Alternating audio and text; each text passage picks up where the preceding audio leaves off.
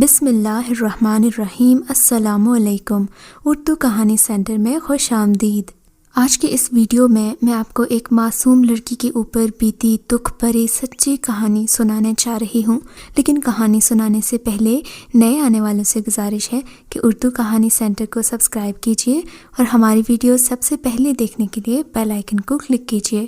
چلیے شروع کرتے ہیں کہانی۔ میں ابا کی قبر پر فاتحہ پڑھ کر واپس مڑنے ہی والا تھا کہ میری نظر ایک شوخ چمچماتی گاڑی پر پڑی جو قبرستان میں داخل ہوئی، اور گاڑی کے رکتے ہی دو ہٹے کٹے نوجوان نکلے۔ گاڑی کا دروازہ کھلا، اس دروازے سے نکلنے والا شخص ایک وجیح چہرے والا خوبصورت نقش و نگار کا مالک تھا، لیکن اس کے ہاتھوں پیروں میں بیڑیاں باندھی گئی تھیں۔ اسے دیکھتے ہی میری آنکھوں میں حیرت ابھری کہ آخر یہ کون ہے، اس طرح بیڑیوں میں کیوں لپٹا ہے۔ مگر میری یہ حیرت اس وقت شدت اختیار کر گئی جب وہ گاڑی سے اترتے ہی زور زور سے رونے لگا۔ اس کے بیان کرنے کا انداز دل دہلا دینے والا تھا۔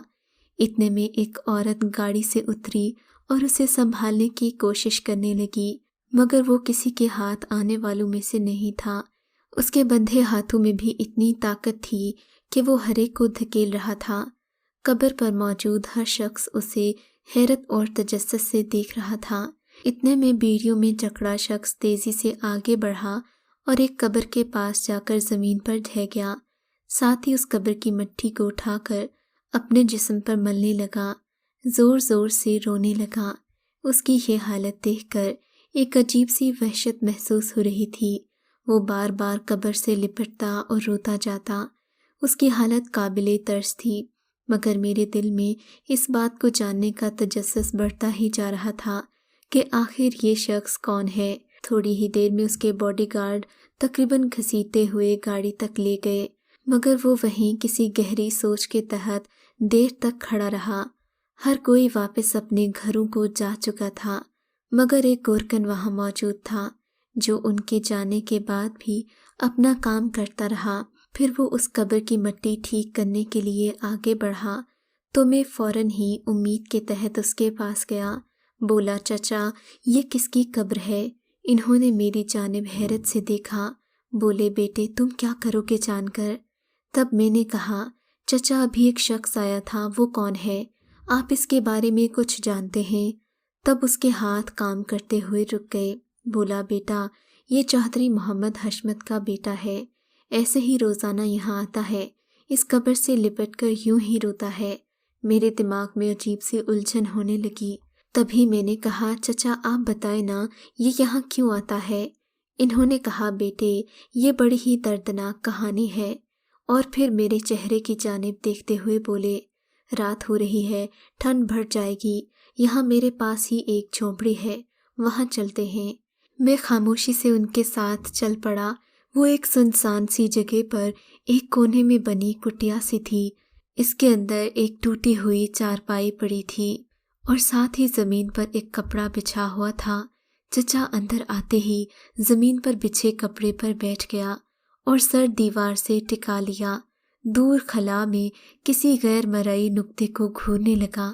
میں اس کے ساتھ ہی زمین پر بیٹھ گیا۔ پھر چچا نے یوں ہی سوچوں میں گم بولنا شروع کیا۔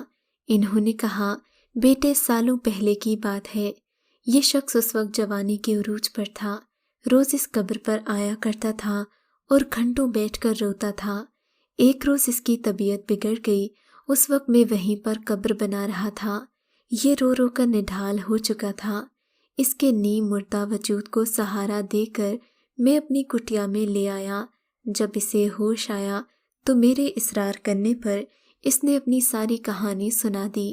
کہانی بتاتے ہوئے ایک لمحہ بھی ایسا نہیں تھا کہ اس کی آنکھوں میں آنسو تھمے ہوں۔ اس نے بتایا کہ وہ نیا تعلیم مکمل کر کے پاکستان آیا تھا۔ گھر میں صرف ایک چھوٹی بہن، میں اور میرے امی ابو رہتے تھے۔ میں ایک ایسے خاندان کا چشم و چراغ تھا جس کے بچے منہ میں سونے کا چمچ لے کر پیدا ہوتے ہیں۔ آسائشوں کی کوئی کمی نہیں تھی، جو لفظ منہ سے نکالتے پورا ہو جاتا۔ میری بہن کو ہم نے پڑھنے کی اجازت نہیں دی تھی کیونکہ ہمارے خاندان میں عورتوں کا پڑھنا معیوب سمجھا جاتا تھا، مگر میں اعلیٰ تعلیم کے لیے امریکہ چلا گیا۔ وہاں جا کر مجھے شراب اور شباب کی گندی لت لگ گئی۔ میری زندگی رنگ برنگی تتلیوں میں گزر رہی تھی۔ پاکستان آ کر بھی میں ایسی ہی زندگی کا خواہش مند تھا، مگر میں نہیں جانتا تھا قدرت نے میرے لیے کچھ اور ہی سوچ رکھا ہے۔ پاکستان آنے کے چند روز بعد ایک رات میں دوستوں کے ساتھ بڑی دیر تک باہر رہنے کے بعد نشے میں دھت گھر آیا تو آتے ہی بستر پر ڈھہ گیا۔ اگلی صبح میری آنکھ ایک عجیب سی کھنک سے کھلی۔ میں پورے ہوش و حواس میں آیا۔ غور کیا تو وہ آواز چوڑیوں کی تھی۔ میں نے نیند میں مخمور آنکھوں کے ساتھ کمرے میں نظر دوڑائی تو میرے سامنے ایک لڑکی کھڑی تھی جو کمرے میں مٹی جھاڑ رہی تھی۔ وہ کسی بھی طرح سے کام والی نہیں لگتی تھی، بلکہ کوئی آسمان سے اتری افسر لگتی تھی۔ اسے دیکھتے ہی میرے اندر کا شیطان جاگ اٹھا۔ اتنا حسن میں نے گوریوں میں نہیں دیکھا تھا۔ لڑکی خاموشی سے نظریں جھکائے بے خبر اپنا کام کر رہی تھی۔ میں نے اسے دیکھتے ہی فیصلہ کر لیا کہ آج اپنے دل کے ارمان پورے کروں گا۔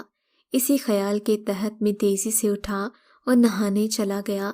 تھوڑی ہی دیر کے بعد میں نے آواز لگائی، لڑکی بیڈ پر تولیہ پڑا ہے، مجھے اٹھا دو۔ مجھے امید تھی کہ لڑکی میرا کہا مان جائے گی، مگر اس کا رد عمل میری امیدوں کے برعکس تھا۔ مجھے ایک دم حیرت ہوئی۔ میں نے ایک گرجدار آواز دی مگر کوئی جواب نہیں آیا۔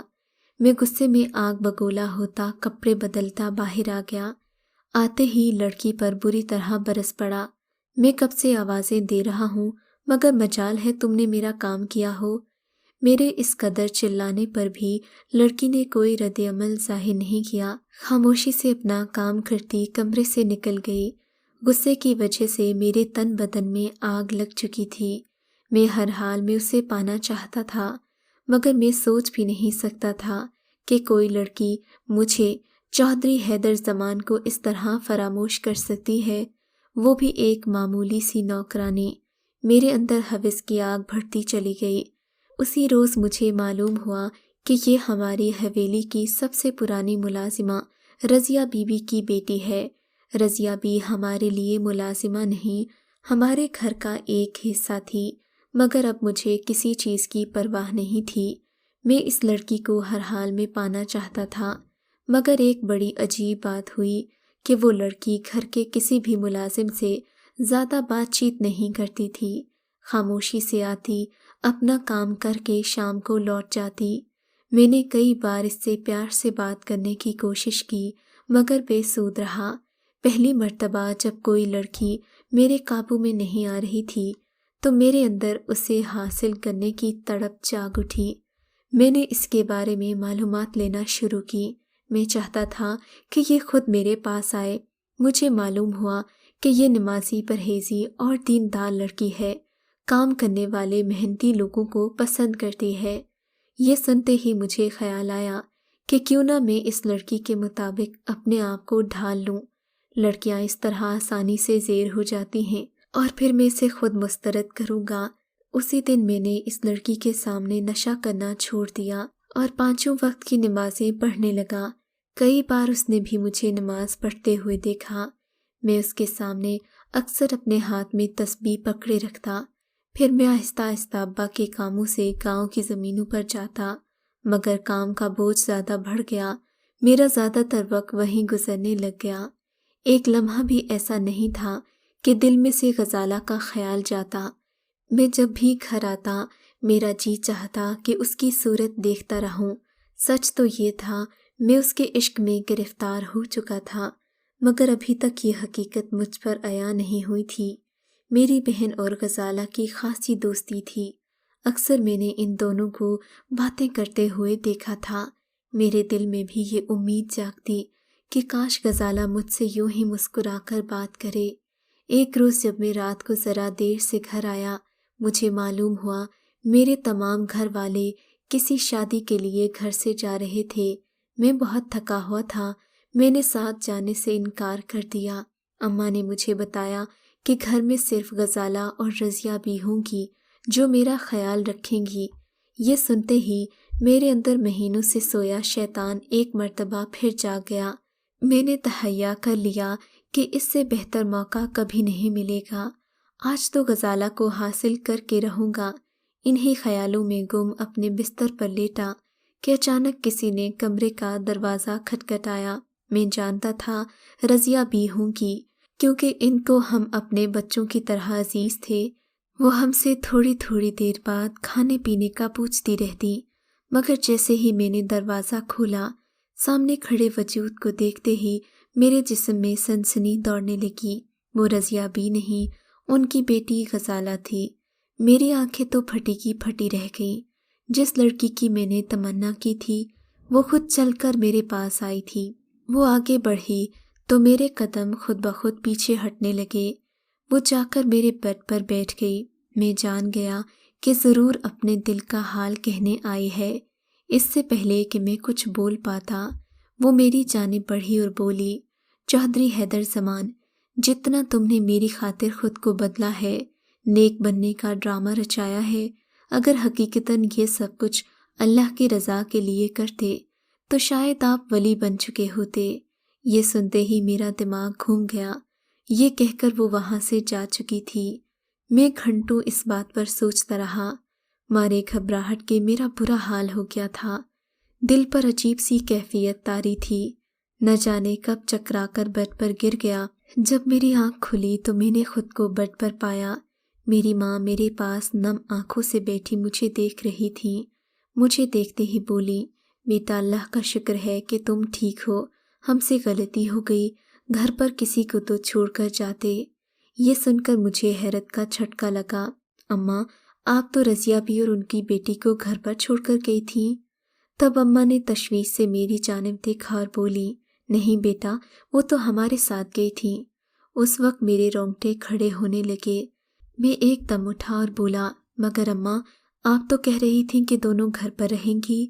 اماں مسکرائی اور بولی، ارے پاگل، تجھے غلط فہمی ہوئی ہے، میں نے کہا تھا کہ یہ دونوں ہمارے ساتھ جا رہی ہیں۔ یہ سنتے ہی میرے رونگٹے کھڑے ہو گئے۔ سوچ بھی نہیں سکتا تھا کہ وہ اتنی پہنچی ہوئی لڑکی ہے۔ اسی وقت میرے ذہن میں خیال آیا کہ شاید اللہ مجھے ہدایت دینا چاہتا ہے۔ یہ سب اللہ کی طرف سے مجھے الہام ہوا تھا۔ اب مجھے ایسے ہی کرنا تھا۔ میں نے اپنی زندگی اسلام کی راہ میں وقف کرنے کا ارادہ کر لیا۔ تبلیغ کے لیے دور دراز علاقوں میں جاتا اور لوگوں کو اسلام کی تعلیم دیتا۔ میں ایک اسلامی تبلیغ کے مدرسے میں رہنے لگا۔ وہاں پر جا کر مجھے سکون ملتا۔ تقریباً 6 مہینے بعد میں استاد محترم سے اجازت لے کر اپنے والدین سے ملنے چلا گیا۔ جیسے ہی گھر میں داخل ہوا، میری ماں مجھ سے لپٹ کر رونے لگی۔ وہ سب میری اندر آئی اتنی بڑی تبدیلی کو قبول نہیں کر پا رہے تھے۔ ابا بھی مجھ سے خفا تھے۔ وہ مجھ سے اتنے دن گھر نہ آنے کا گلہ کر رہے تھے، مگر میں سب کی باتیں ہنس کر ٹال دیتا۔ اب میں کسی لحاظ سے بھی وہ حیدر نہیں لگتا تھا جو امریکہ سے تعلیم حاصل کر کے لوٹا تھا۔ ابا اماں کمرے میں جا چکے تھے، مگر میں اکیلا صحن میں بیٹھا تھا کہ اچانک ایک شخص آتا دکھائی دیا۔ میں نے غور سے دیکھا تو پہچان گیا کہ وہ کون ہے۔ میرے پاس آتے ہی بولا، بیٹا، میں آپ سے تنہائی میں بات کرنا چاہتا ہوں۔ میں انہیں لے کر دوسرے کمرے میں چلا گیا۔ اندر جاتے ہی وہ میرے آگے ہاتھ جوڑ کر رونے لگے، بیٹا، خدا کے لیے میری بیٹی کو اپنا لو، اس سے شادی کر لو۔ تمہاری یاد میں رو رو کر وہ پاگل ہو جائے گی یا اپنی جان دے دے گی۔ یہ سنتے ہی میں ایک دم سیدھا ہو گیا۔ میرے اوسان خطا ہو گئے۔ وہ گڑ گڑا کر بولا، سائیں، میری بیٹی کو اپنا نام دے دو، وہ آپ کے عشق میں پاگل ہو گئی ہے۔ وہ جس طرح بیمار رہنے لگی ہے، ڈر ہے کہ کہیں دم ہی نہ توڑ جائے۔ میں نے سمجھایا ہے پر اس پر کوئی تسلی اثر ہی نہیں کرتی۔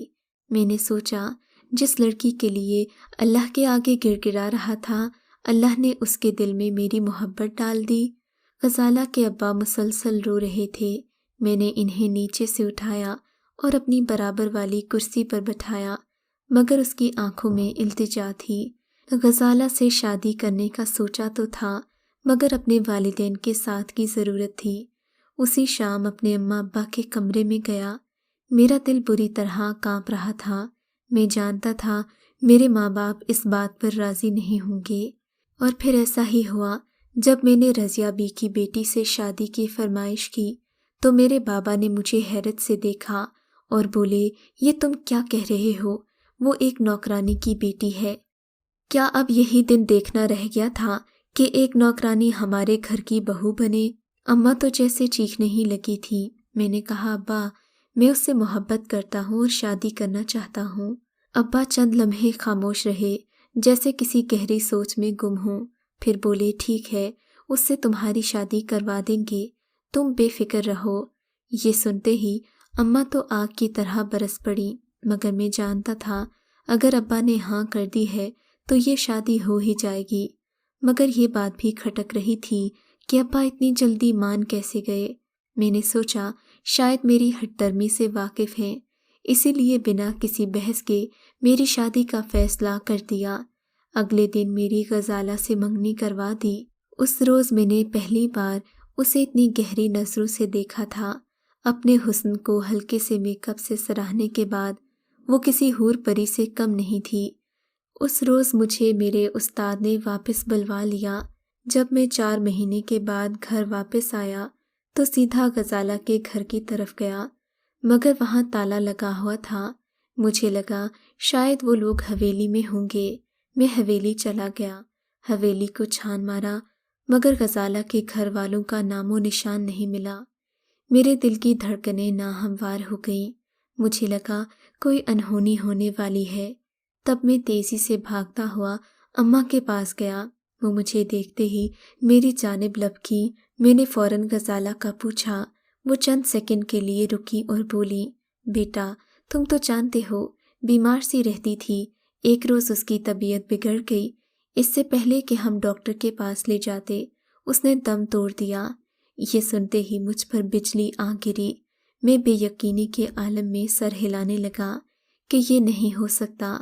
मेरी माँ ने मेरे चेहरे को अपने दोनों हाथों में थामा और बोली, बेटा, यही सच है। मुझ पर कयामत बर्पा हो चुकी थी। मैं पागलों की तरह रोता हुआ गली में फिरने लगा। मुझे हवेली काट खाने को दौड़ रही थी। जी चाहता था कहीं दूर भाग जाऊं। इन्हीं ख्यालों में गुम था कि अचानक सड़क के किनारे मुझे गजाला के अब्बा बैठे हुए नजर आए। मेरी जानिब देखते ही बोले, बेटा, तुमने आने में बहुत देर कर दी। मैंने उनकी बूढ़ी नम आंखों में देखा। वो खासे कमज़ोर हो चुके थे। वो मेरे गले लग गए और बोले, बेटा, उन जालिमों ने मार दिया। अपनी इज्जत बचाने के लिए हमारी इकलौती औलाद को छीन लिया। सब किया धरा तुम्हारी बहन और बाप का है। वो मेरे गले लगकर ज़ोर ज़ोर से रोने लगा। मेरे दिल पर वहशत तारी हो गई कि मेरे माँ बाप ऐसा कैसे कर सकते हैं। वो मेरी खुशियों के कातिल कैसे बन सकते हैं। इन्हें ज़रा एहसास नहीं हुआ कि वो किसी की बेटी थी। चचा ने मुझे बताया कि तुम्हारी बहन के किसी मुलाजिम के साथ चक्कर चल रहा था। वो माँ बनने वाली थी। ये बात जब गजाला को मालूम हुई तो वो तुम्हारी माँ को बताने गई। तभी तुम्हारे माँ बाप और तुम्हारी बहन ने उसे डर कर इतना मारा कि कहीं वो राज तुम्हें न बता दे। ये लोग दुनिया वालों के सामने बदनाम न हो जाएं। तुम्हारी बहन के इस ताल्लुक के बारे में गजाला मुझे 1 दिन पहले ही बता चुकी थी। ये सुनकर मेरा दिल खून के आंसू रोने लगा कि कोई इतना सफाक कैसे हो सकता है कि अपनी बेटी की खातिर दूसरे की बेटी की बाजी जान पर लगा दे। मगर मैं जानता था ये सब मेरे वालिदैन की सोची समझी चाल थी। वो मेरी शादी उससे करवाना ही नहीं चाहते थे। मैं और चचा न जाने कितनी देर रोते रहे। फिर किसी ख्याल के तहत मैं तेज़ी से घर गया। जाते ही अपनी बहन के कमरे में गया। उसे बाजू से पकड़कर झिंझोड़ा कि तुमने आखिर ये जुल्म क्यों किया। मैं उस पर पागलों की तरह बरस पड़ा। वो चीख रही थी, चिल्ला रही थी, भाई, दर्द हो रहा है, मुझे न मारो। मेरा पागलपन देखकर मेरे अम्मा अब्बा बीच में आ गए और मेरी बहन को छुड़ाया। उस दिन के बाद से मैं गजाला की कब्र पर जाता हूँ और उससे माफ़िया मांगता हूँ। मेरी तबीयत खराब सी रहने लगी थी। जब भी अपनी बहन को देखता دل میں نفرت کی آگ ابلنے لگتی۔ جس لڑکی سے میں نے کبھی کھل کر بات نہیں کی تھی، اس کے ساتھ زندگی گزارنے کے خواب دیکھے تھے، وہ سب فنا ہو گئے۔ میری پاک محبت کیسے ناپاک رشتوں کی بھینٹ چڑھ چکی تھی۔ یہ کہانی بتاتے ہوئے وہ گورکن خود بھی رو رہا تھا، میری آنکھیں بھی نم ہو گئیں۔ چچا نے بتایا کہ حیدر کی طبیعت بگڑنے لگی تھی، وہ جب بھی اپنی بہن کو دیکھتا اسے مارنے کے لیے بے تاب ہو جاتا، اسی لیے اسے بیڑیوں میں جکڑ دیا گیا۔ اس کا باپ اس کی یہ حالت دیکھ کر بستر مرگ تک پہنچ گیا ہے۔ بے شک اللہ ظلم کرنے والوں کو بڑی سزا دیتا ہے۔ یہ سن کر مجھے مکافات عمل پر یقین آ گیا اور میرا ایمان پہلے سے کہیں زیادہ بڑھ گیا۔ اگر آپ کو ہماری کہانی اچھی لگی ہے تو اردو کہانی سینٹر کو سبسکرائب کیجیے اور ہماری ویڈیوز سب سے پہلے دیکھنے کے لیے بیل آئیکن کو ضرور کلک کیجیے۔ اور ہاں، کامنٹ سیکشن میں اپنی رائے کا اظہار کرنا مت بھولیے گا۔